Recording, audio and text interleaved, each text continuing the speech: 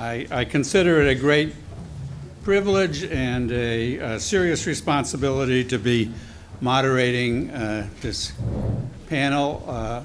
I have never had to moderate a cardinal before, so I know that's going to be my approach.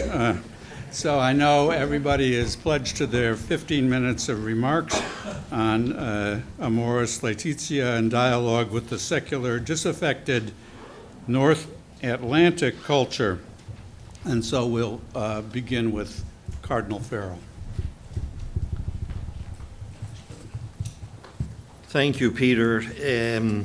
Speaking about managing a cardinal reminds me of a question that a newspaper reporter in the Dallas Morning News once asked me, he said, Bishop, what do you really think? I mean, you have absolute power, absolute authority.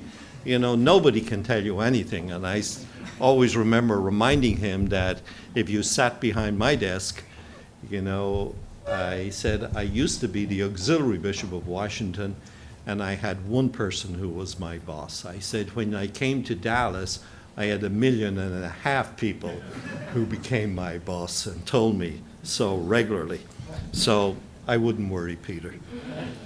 I've heard it all before. But I do want to thank you all for this invitation and this consultation that we have here. This kind of meeting is very much in the mind of and in the spirit of Pope Francis's papacy, and is expressly commented in the statutes of the dicastery that I now run, which is Statutes for Laity, Family, and Life. Therefore, I have to tell you all, you're making my job much easier by listening to your opinions and by hearing what you think of. I often claim, and today, by the way, is the day, it's almost like my death in some ways. I left the United States and went to Rome. My first day of work in the Vatican Curia was this day last year.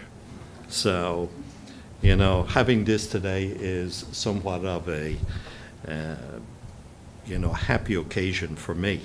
Not because I went to Rome, because I stopped dealing with real people and now I deal with whatever. But I would like to begin just by making a few observations.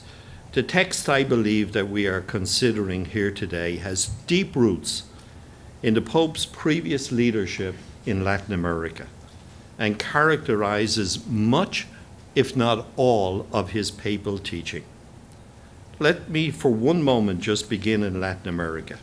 There's a very famous saying in Latin America, a proverb that says, we all drink from our own wells. That's an expression that's used freely in the Spanish world and in the Portuguese world. And I believe that it can be applied to the papacy of Francis in at least two ways. The first is that we can appreciate the papacies of John Paul, Benedict, and Francis as a triptych with respect to their offerings to the church wisdom from their own wells. Among other things, John Paul worked to describe and to codify what the church teaches and lives. If you look back, and I'm not going to go into explain it to you all, if you look back at his life, what did he want to do? And when he went to Rome, what did he want to do? What did he want to do for the Catholic Church? He wanted a catechism. It was all in one book. It was all there. He then wanted a catechism of social teaching of the church, and you got it in one book, a compendium of the Catholic Church's teaching on social matters. You wanted the Code of Canon Law revised and in one book. Everything what we believe is in a book. He wanted to codify everything. Benedict came along and he wanted to describe why we believed in what we believe. And he went and he wrote the compendium to the catechism. Think of the books that he wrote, especially the one on Jesus Christ, the encyclicals, faith, hope, charity. That's what he did. And I believe that Francis works tirelessly every day, not to codify, not to explain what we believe, but how we are to live what we believe. I believe that's what Francis tries to do. The second point is that he continues to drink from the well that was provided to him in his apostolic work in Latin America. Remember, Francis was the Archbishop of Buenos Aires. In Buenos Aires, he saw the effects of poverty. He saw the destruction of marriage and family. He saw ecological devastation. He saw the intrusion of these multinational corporations on diverse populations, etc. I believe that Francis was also affected very much by his work in Salem, and he was the principal author of the document of Aparecida. I think to understand the joy of evangelization and the joy of marriage, you've got to read Aparecida. You cannot understand Amoris Laetitia without reading the document from Aparecida. This text from Aparecida is extraordinarily rich text that speaks about every facet of life of the church in Latin America. Most of it is applicable to us in the United States today. It should therefore come as no surprise that in addition to his pastoral experience, several key sections of the Aparecida document have become important themes for Pope Francis's papacy and writings. Its richness about evangelizing influenced Evangelium Gaudium. If you read, for example, Numbers 28 to 379 of that, understanding that this is the dominant motif of the whole document. Its compelling arguments about ecology influenced Laudato Si, and the powerful section on the family, which goes from 432 to 497, influenced in a great way Francis' desire from the very beginning of his papacy to call two synods. It was not just something he thought about. He at one moment, and he didn't call one synod. He already knew when he called the first synod that he was going to call the second synod. Therefore, I believe that it's so important for us to read and to understand Pope Francis's teaching as it came to him through his work in Salem. In terms of the style and the content of Francis's teaching, the comment made at Aparecida by Salem's bishops about the church is very important and is central to all of the documents. The gospel values they asserted in number 497, the gospel values must be communicated in a very positive and forward-looking manner. Many say that they are unhappy, not so much with the content of the church's teaching, but the way it is presented is repeated several times in the Aparecida document. As many of you know better than I do, last year Liturgical Press published and edited proceedings from a symposium held at Notre Dame entitled Polarization in the United States Catholic Church, which includes a paper by Dr. Ospino, who is here today. By its nature, obviously, papers from symposia are very difficult to summarize. But among the recurring motifs was one about the church's teaching and millenniums. The authors regularly asserted that the young people do not want to be told what to think, to say, or to do. And I would just add there, just recently in Rome there was a gathering of young people. You may have all heard about it. It went on for 5 days. In that gathering, the first 3 days were fine. on the fourth day, one young woman got up and said, well, we're tired of listening to these experts, and we're tired of listening to these theologians, with all due respect to all of you here, and to the bishops and to the cardinals.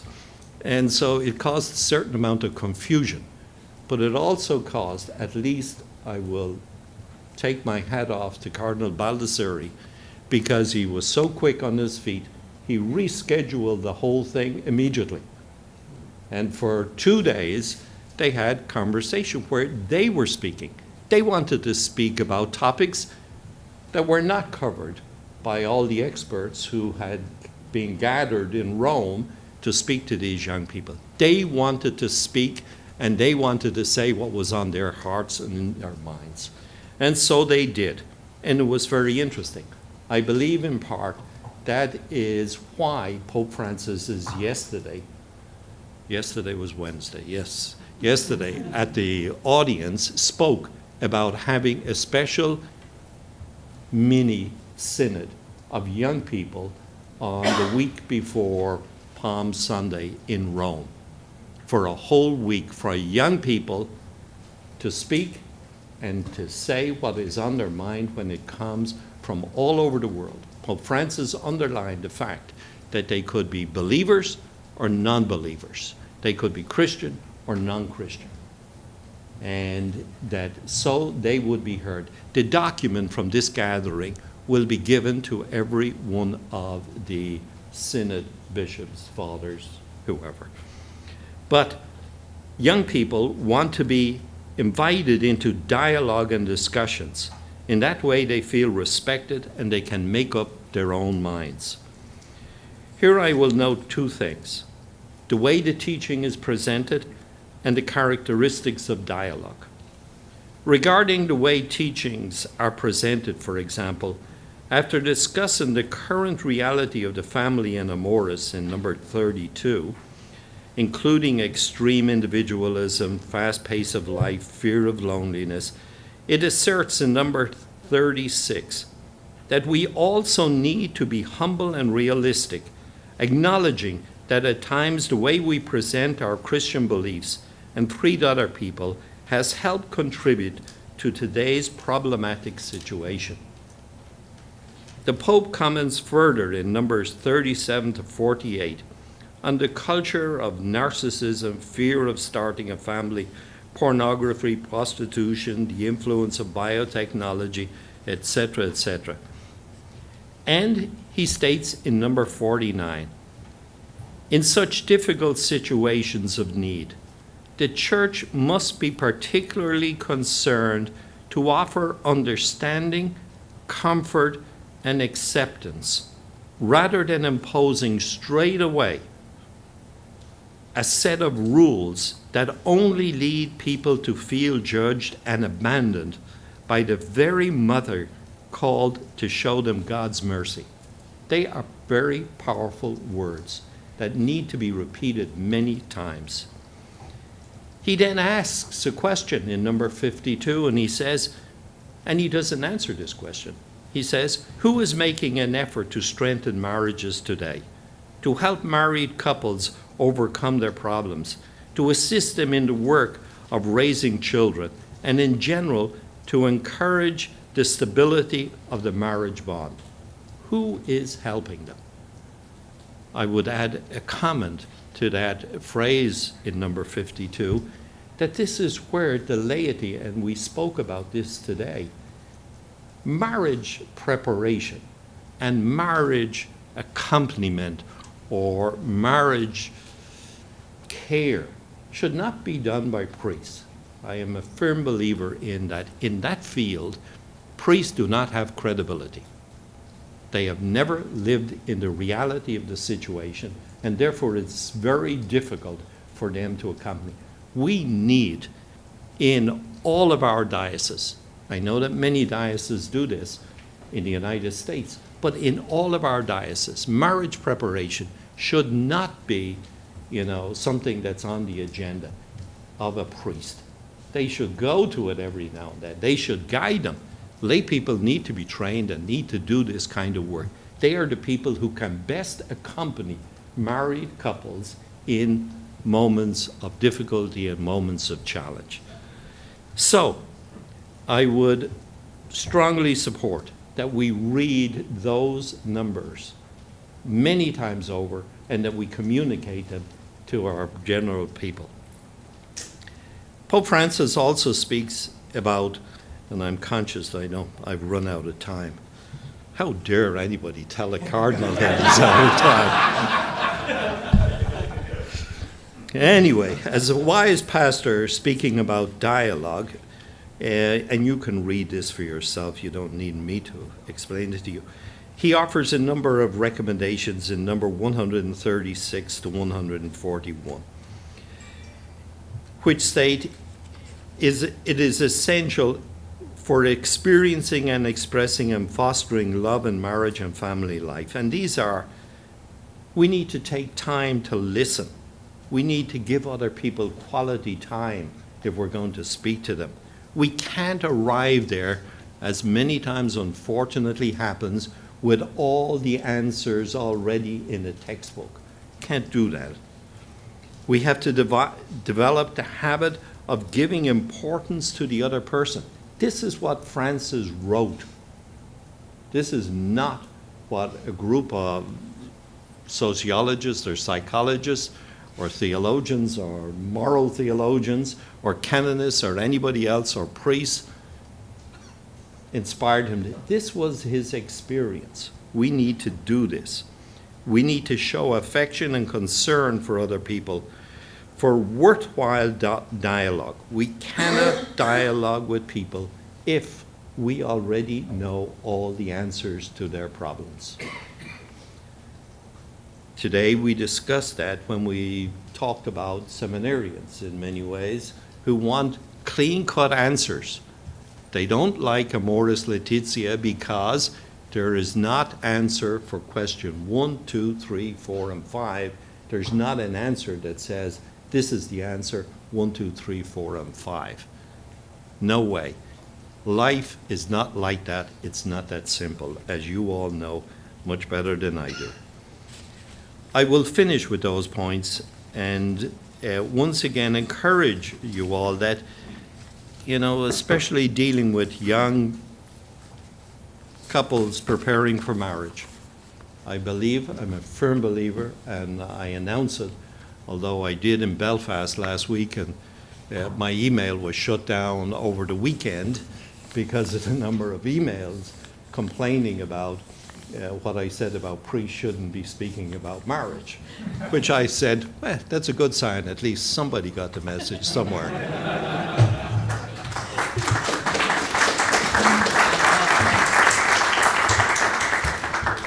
Thank you very much. The next presentation will be made by Professor Brian Robinette from Boston College.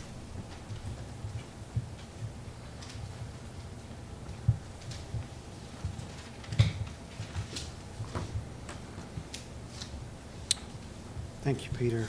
Good afternoon. I know that this is a tough hour to be giving a presentation, but I hope that I can regale you with some fancy anecdote at some point in my talk. I want to thank Cardinal Supich and Jim Keenan for inviting me to be a part of this. Jim is a very, very busy person, and I think that's the most still I have seen him in probably 2 months. I have an office right next door to him, so I know that. He's always going. So anyway, it's good to see you, Jim. The question posed to me this afternoon is, how will Amoris Laetitia assist the Church's engagement with nuns, spelled N-O-N-E-S? For those unfamiliar with this term, the nuns refers to those who, when surveyed about their religious affiliation, indicate nothing in particular. We might also use the terms unaffiliated or disaffiliated for our present purposes. As survey data show, a significant trend line appears in the rising number of unaffiliated persons in the 1990s. And in the latter half of the 2000s, we can observe a sudden, even startling uptick in their share of the U.S. population. To put a round number on it, whereas in 1987, approximately 1 in 14 indicated nothing in particular when asked about their religious preference, today that number is 1 in 5 and inching closer towards 1 in 4. This is an astounding development given the historically high degree of religious affiliation in the United States. And it naturally raises the question as to whether the country is headed towards a post-Christian or post-religious future. Perhaps we are there. But there is considerable ambiguity in the data as well. For it turns out that the spiritual restlessness exhibited in the rise of the nuns does not necessarily indicate an outright rejection of religious faith in its institutions, or that a growing secularism, narrowly conceived, is afoot. Secularity is a part of the story, of course, but so too are new kinds of spiritual languages, narrative frames, and practices that are being born along the way, both within and beyond traditional religious frames. I shall return to this point in a moment. For my reading of Amoris Laetitia is that Pope Francis is making an appeal to family life that, while highly critical of individualism, presentism, and instrumentalist attitudes, is nevertheless drawing upon a language and set of sensibilities that are attuned to the spiritual restlessness of our age. Although a comprehensive survey of the summary of the data on religious affiliation is not possible here, a few points are worth highlighting. I already mentioned that the stunning uptick in the number of those who now declare no religious affiliation when surveyed. But most significant is the generation-based change underway. Whereas 17% of baby boomers are unaffiliated, 23% of Generation Xers and 35% of millennials identify as nothing in particular. This acceleration has led some to speculate that if current trends continue, the number of unaffiliated persons in the U.S., together with those who identify with non-Christian religious traditions, will outnumber Christians within 30 years.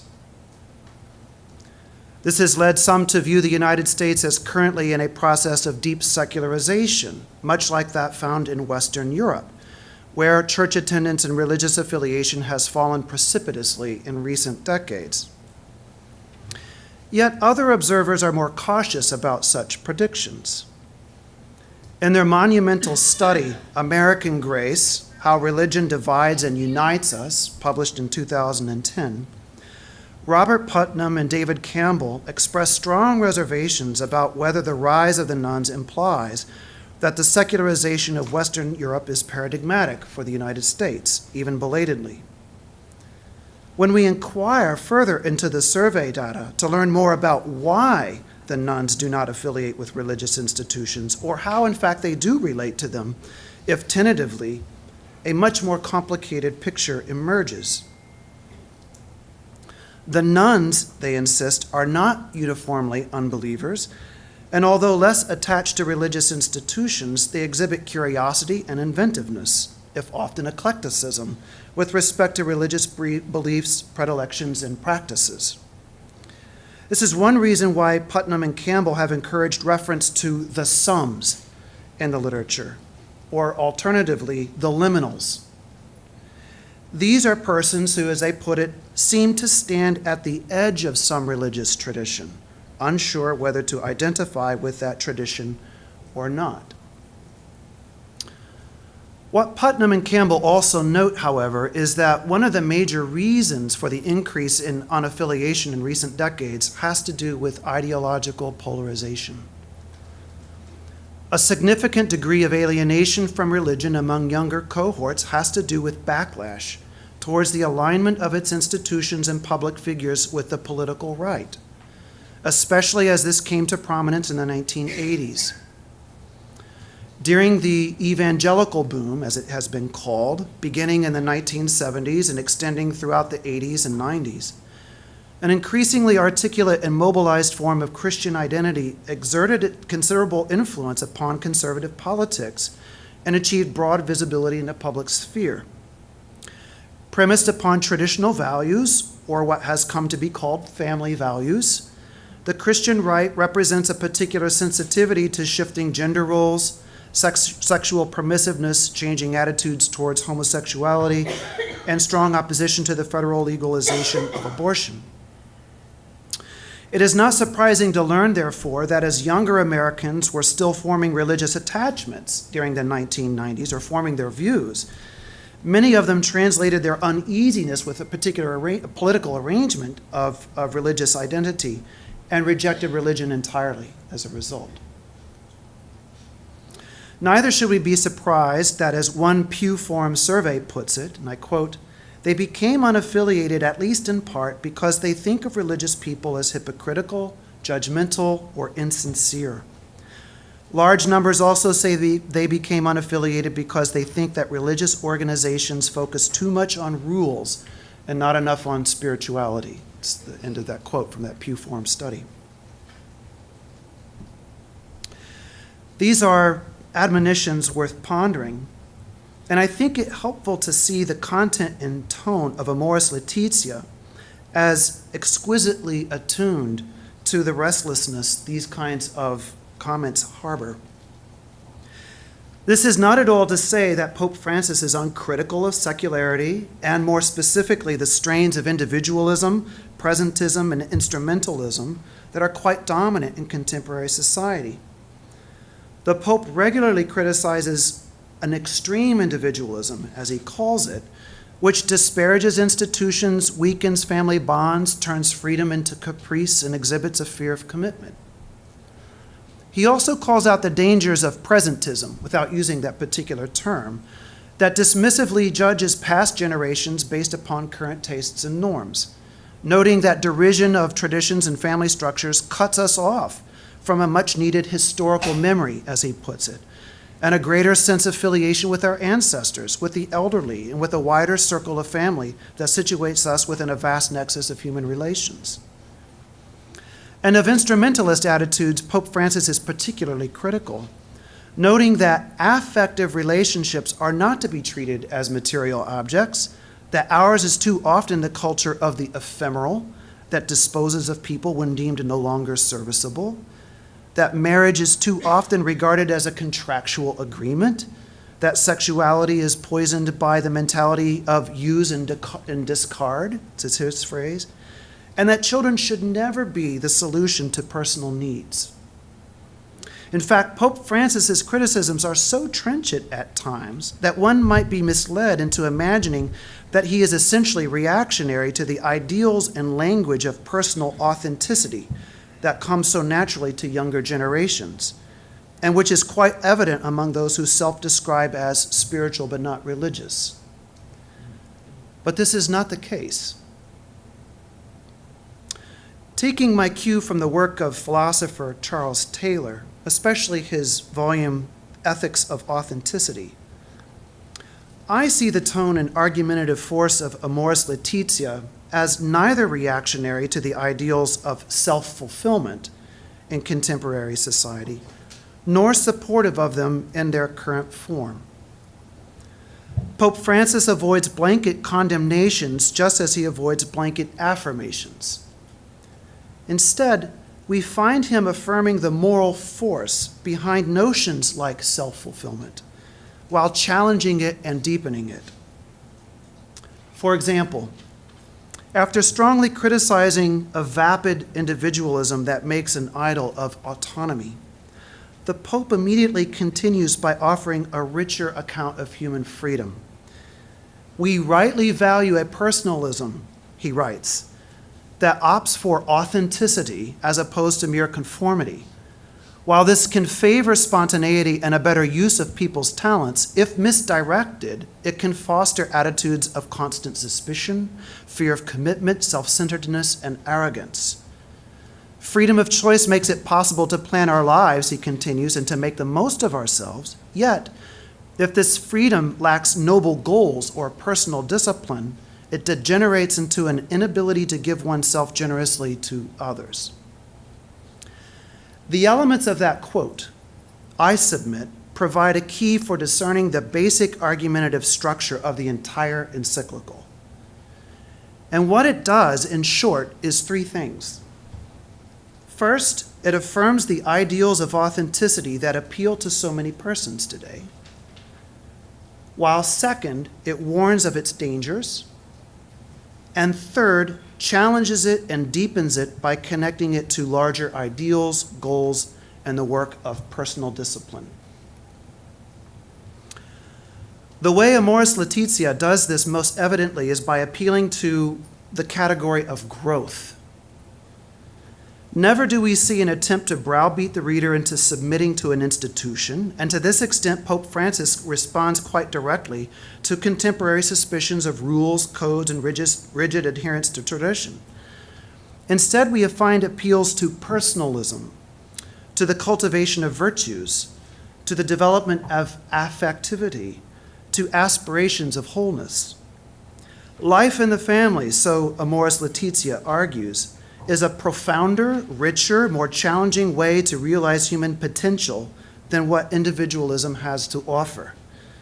Not, obviously, by making family the occasion of one's personal quest, but by undergoing a process of dedication, relationship, and growth through the joy and pain experienced with others.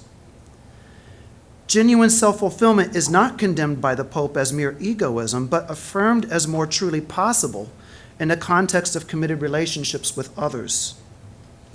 And so the struggle here is not over whether authenticity is a legitimate moral and spiritual source.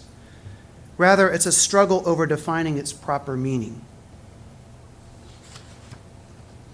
Speaking directly to younger cohorts, and here I imagine him speaking quite specifically to the nuns, Pope Francis writes, "I would like to say to young people that none of our deepest aspirations are jeopardized when our love finds expression in marriage. Their union encounters in this institution the means to ensure that their love truly will endure and grow. As a social institution, marriage protects and shapes a shared commitment to one another for the good of society as a whole. That is why marriage is more than a fleeting fashion, it is of enduring importance." That's, I think, his basic argument. And you'll notice that this direct appeal is to young people, and you'll notice also the category of growth is operative in it. Our deepest aspirations are not negated by such an institution, but is in fact protected and made more meaningful by it. For marriage is not only an educative process for two persons who aspire to human fullness together, but it contributes to the common good in all its interpersonal and social dimensions. This is how, to conclude, I see Amoris Laetitia assisting the Church's engagement with the nuns. For those standing at the edges of religious institutions, the liminals, we might say, the means of approach is threefold. First, affirming the ideals of personal authenticity that many young people hold today. Second, warning of its dangers. And thirdly, challenging it and deepening it by connecting personal authenticity to larger ideals, goals, and personal discipline. The overall tone is invitational, but it packs an argument that essentially appeals to love in the family as a path to growth. Thank you.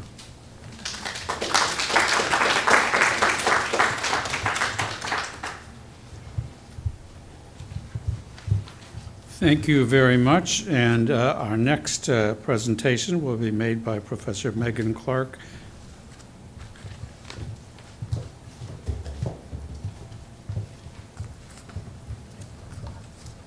Thank you.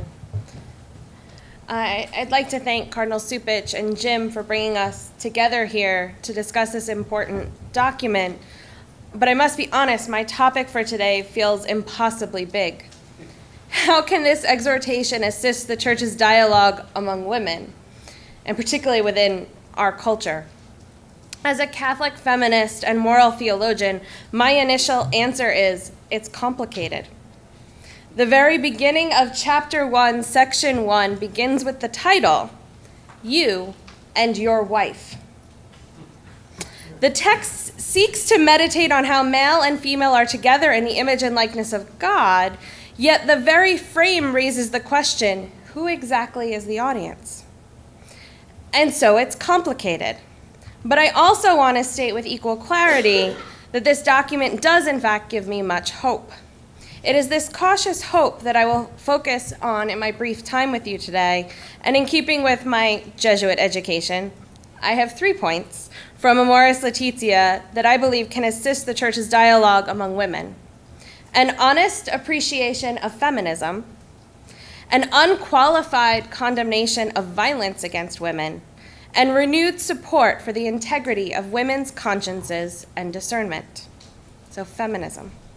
In an age of sound bites and social media, the diverse and multifaceted complexities of Catholic theology and of the many types of feminism, dialogues between Catholicism and feminism often end up reduced only to intransigent debates about ordination, abortion, and contraception, in which both end up caricatured. On the ecclesiastical side, this is often devolves into patronizing assertions of what real women want or need, with little space for the voices of actual women, even sometimes actual women in the room. When the fight for women's equality is caricatured in this way, feminism then becomes the easy scapegoat of both conservative commentators and sometimes church leaders. And on the flip side, Catholicism can be, and often is, easily dismissed by many feminists as irredeemably patriarchal and sexist.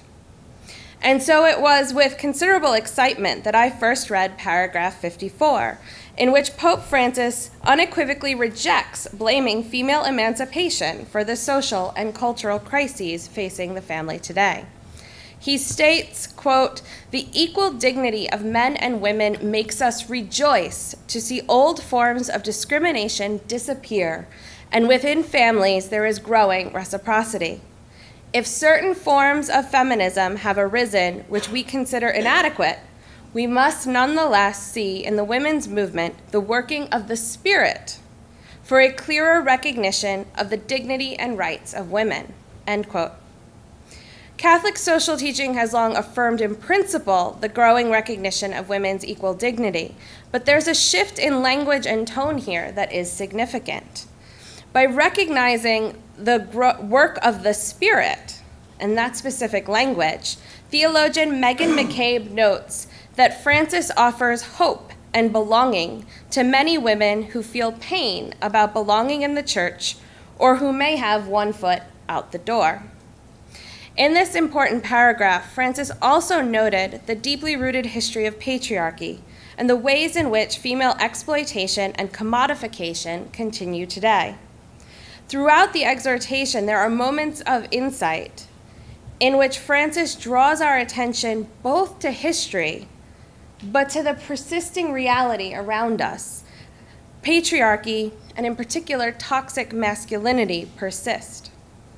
While upholding traditional teaching, in paragraph 286, he notes that, quote, "It is also true that masculinity and femininity are not rigid categories," and uses as a positive example rethinking traditional masculinity or fatherhood in our day, which has to involve, and he starts to point in this direction, decoupling housework, childcare, and elder care from femininity. The example he uses is actually about a man taking on more of these responsibilities to accommodate for the mother or wife's work schedule. In my opinion, these provide fruit for dialogue among women in the church and for prayerful consideration by the church on ways to increase women's participation in the church and the rhetoric we use in the public square. Amoris Laetitia is a document addressed to the global church and in all its diverse contexts. And as such, there can be a risk that we read its difficult passages as only being about other places.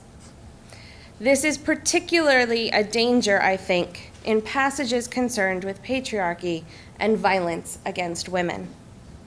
In this document, Pope Francis emphatically condemns all forms of violence against women, naming domestic violence, female genital mutilation, as well as, quote, lack of equal access to dignified work and roles in decision-making, end quote.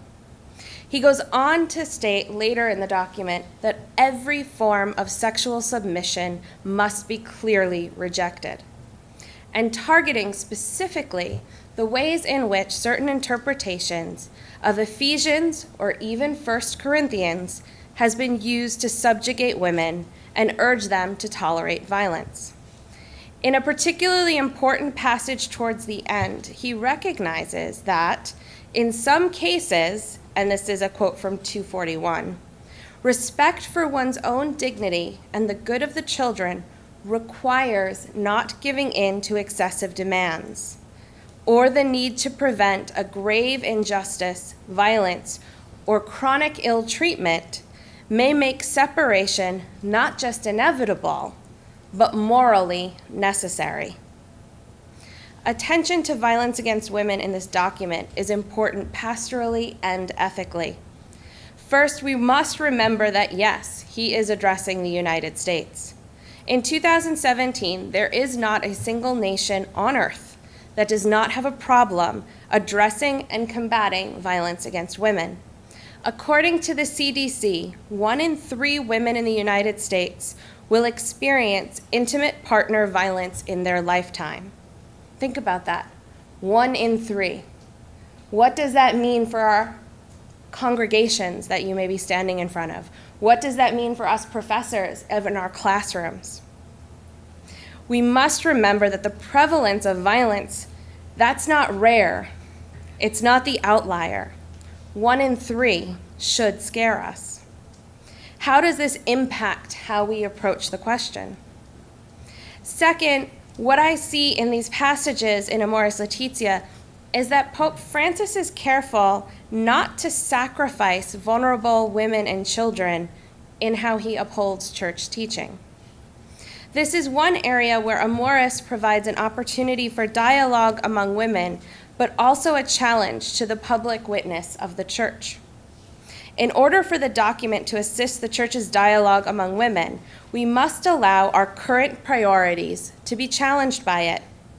Violence against women is one place where the public voice of the church has not been particularly strong in recent years, even as sexual assault is exposed as a massive problem on college campuses, in the military, and in politics. One example that particularly haunts me is that in 2013, the conference withdrew its support for the reauthorization of the Violence Against Women Act, despite previously being strong supporters of the bill, citing in the press release provisions for lesbian and transgender victims of domestic violence as reasons to withdraw support for the bill.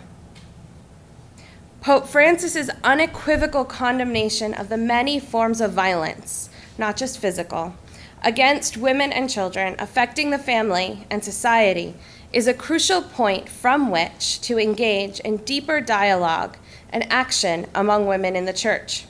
It also demonstrates perhaps the most persistent challenge of this papacy as a whole, a challenge to go to the margins and accompany the most vulnerable.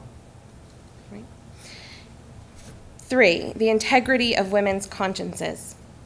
A consistent theme throughout this seminar is the exhortation's attention to discernment and the affirmation of conscience. Perhaps in the second most quoted passage of the document, we, as has been brought up many times already today, Francis states that the church is called to form consciences, not replace them, urging pastors and spiritual directors to make room for the consciences of the faithful who very often respond as best they can to the gospel among their limitations, paragraph 37.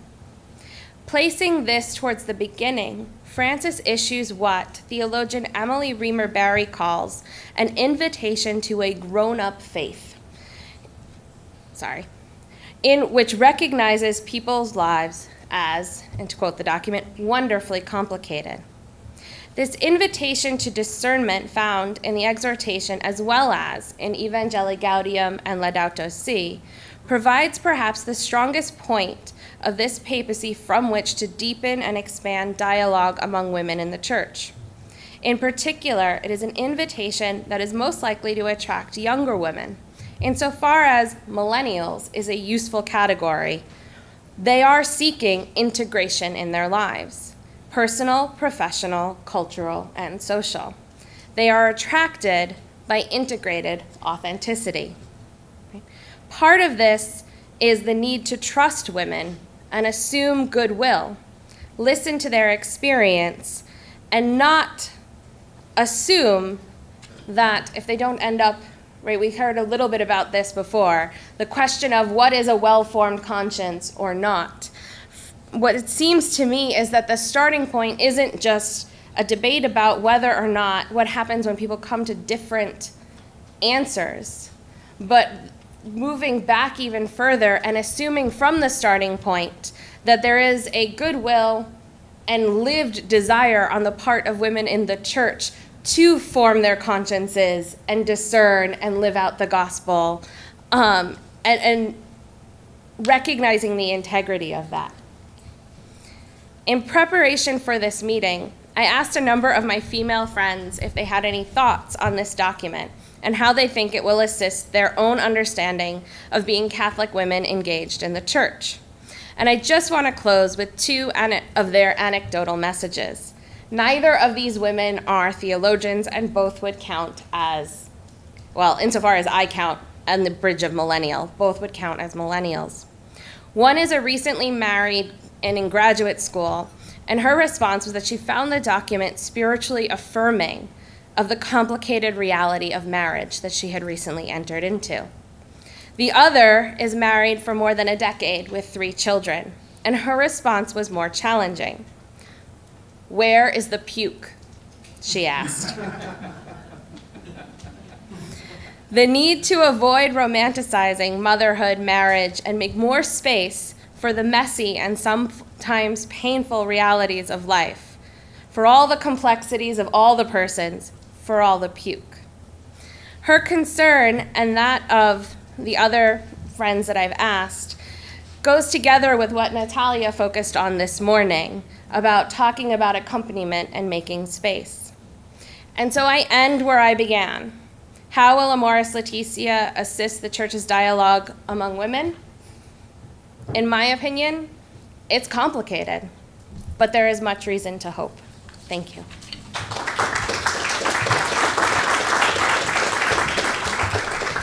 Thank you very much, and our final presentation will be made by Professor Ospino.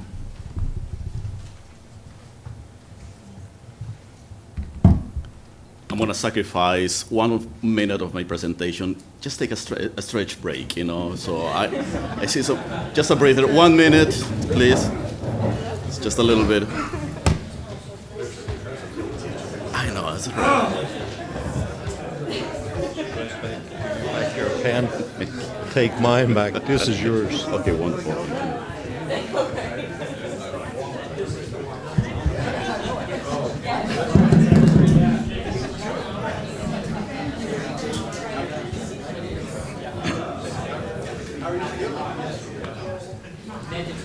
Very good.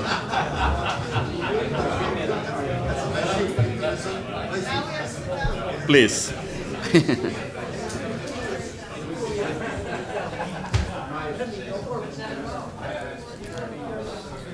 So I want to also join my gratitude to Bishop Cardinal Supich, Father Keenan, and all the people who have organized this conference for the invitation to share a few thoughts on Amoris Laetitia in dialogue with the secular, disaffected North Atlantic culture. Actually, I think that my brief remarks should be there's a word that it needs to be added, and it's in dialogue with the forgotten and often ignored Latino community.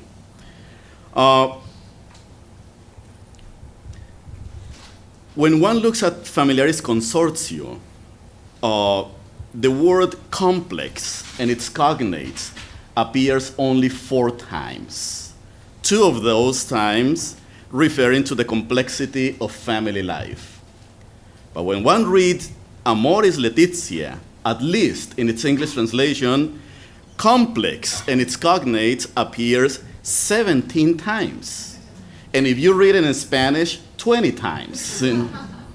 Fascinating. I believe that that's exactly what, one of the big messages that Pope Francis is giving us in this important document.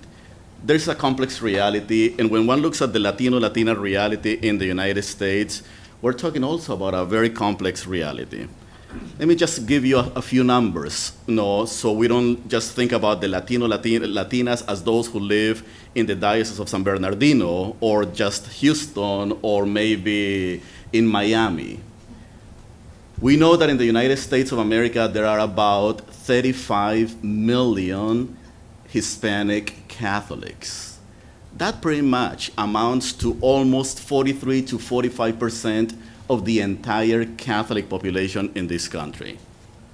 We also know that about 60% of all Catholics under the age of 18 are Hispanic. So this is not about the future, this is about the present. And finally, we know that the millennial population that has been addressed in this dialogue, half of all millennial Catholics in the United States are Hispanic.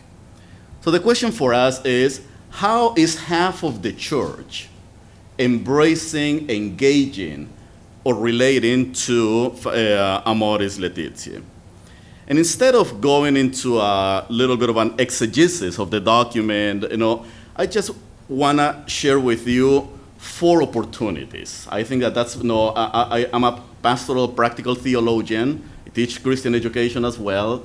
And I believe that perhaps the best approach is to look at this beautiful document and see what are the opportunities that it presents us when we look at the Latina reality or the complex Latino-Latina reality.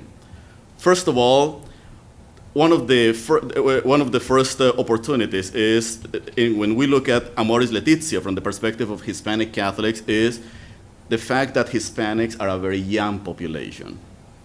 The average age of Latinas in the United States is 28.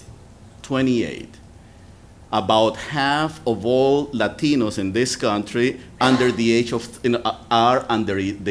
30. 2/3 of Hispanics in the United States, and I use the terms interchangeably, 2/3 of Hispanics in this country are younger than 45. So when we speak about family life, we're talking about a large number of children, and also we're talking about young women and men who are forming families right at this very moment. 48% of US-born Hispanics are between the ages of 18 and 39. These are the ages when Latinos, Latinas are, 1, choosing careers, and 2, defining family life. When we speak of Hispanic ministry in the United States, technically we're speaking about youth and young adult ministry, just by the numbers. So the first opportunity that we have as we read Amoris Laetitia is the fact that we need to start shifting our attention to the needs and the questions of young Latinos, Latinas in this particular country. Particularly looking at those who are choosing a family life. Pope Francis says in Amoris Laetitia, number 223, the Synod Fathers observed that the initial years of marriage are a vital and sensitive period during which couples become more aware of the challenges and meaning of married life. Consequently, pastoral accompaniment needs to go beyond the actual celebration of the sacrament.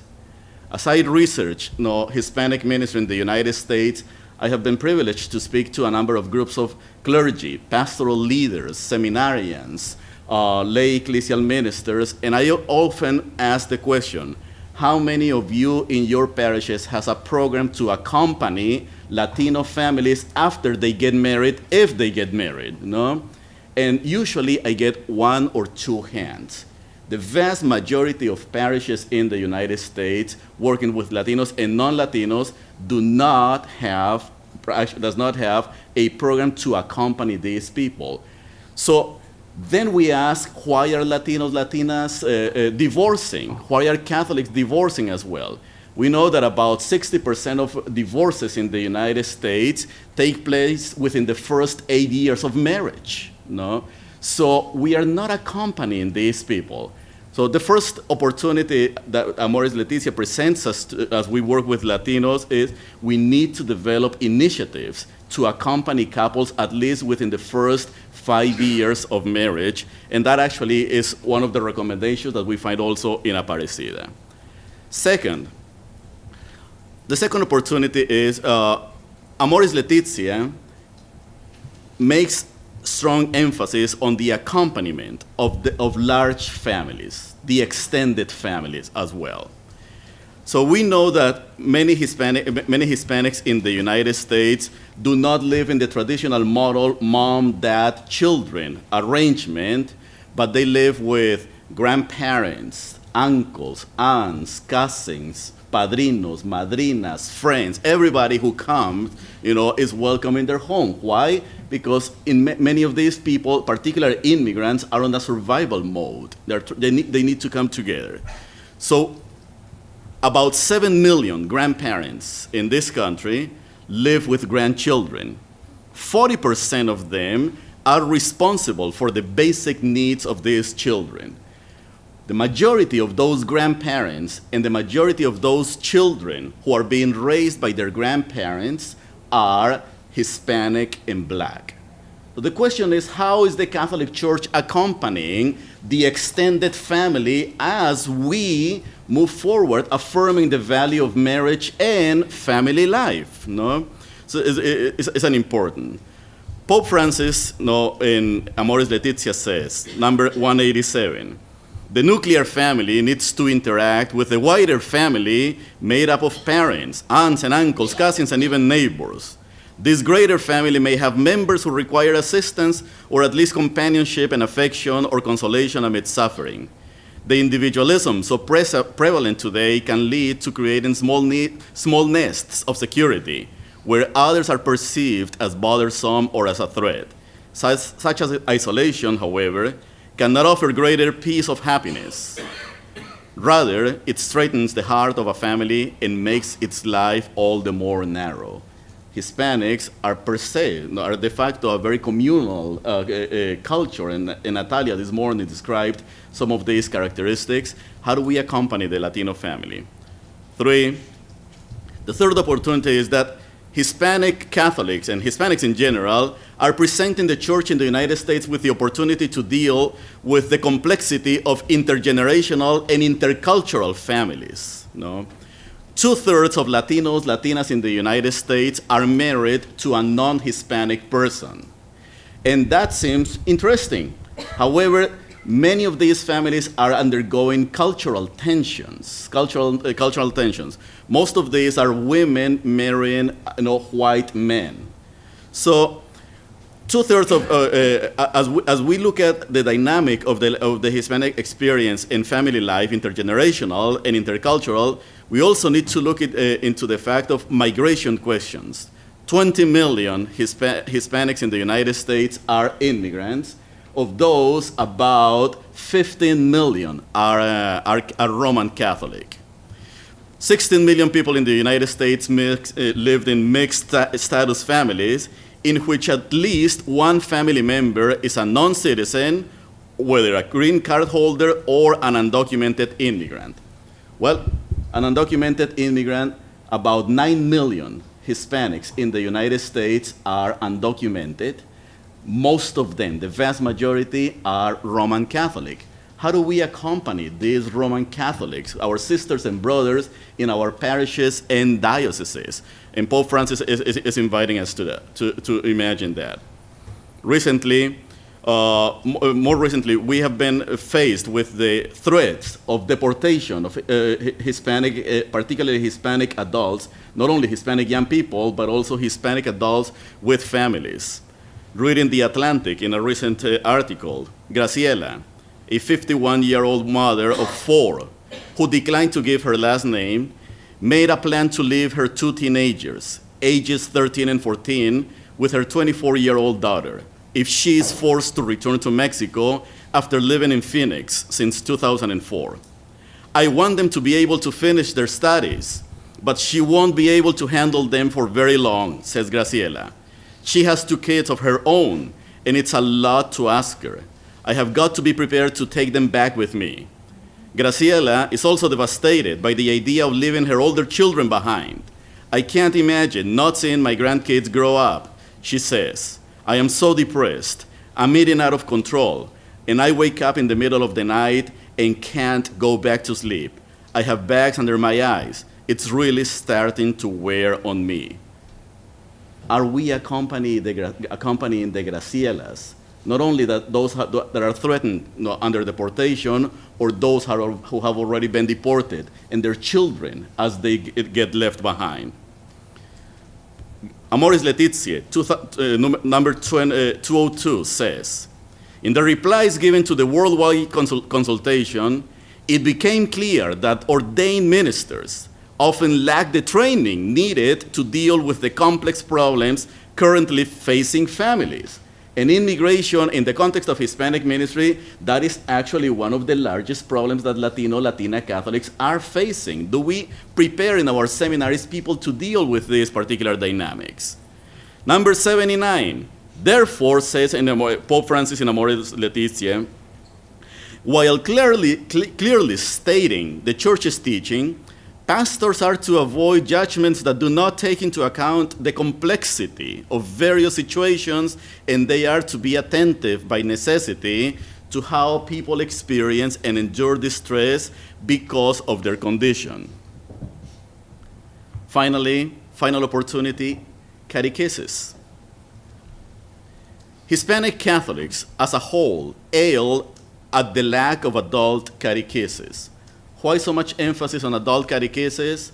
Much of the conversations taking place in the United States of America about Amoris Laetitia are happening among white, highly educated Catholics. 55% of adult white Catholics has a college degree. Only 18% of Hispanic adults in this country has a college degree. The vast majority will not be reading Amoris Laetitia because they're on a survival mode. These are people who have 2-3 jobs. So how is the way in which Amoris Laetitia is going to come to these people? Through adult catechesis. And we need to, and catechesis about marriage and family life. We need catechesis as empowerment, meaning catechesis that helps couples, parents, children to discern their roles within the family, the church, and the larger society. Number 200 of Amoris Laetitia says, the church wishes with humility and compassion to reach out to families and to help each family to discover the best way to overcome many obstacles it encounters. It is not enough to show generic concern for the family in pastoral planning. Enabling families to take up their role as active agents of the family apostolate calls for an effort at evangelization and catechesis inside the family. This is not going to happen automatically. Parishes, churches, universities, and all Catholic structures need to invest in Hispanic families, both because they are the present and the future, particularly the young. Thank you very much.